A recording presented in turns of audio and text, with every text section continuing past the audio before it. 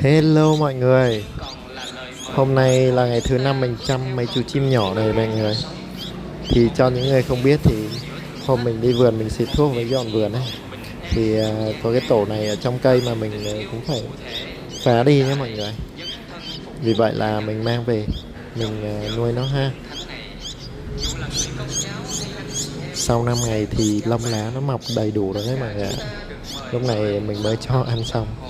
Nó đang dính mấy cái bột cám này kia vào trong mỏ ấy.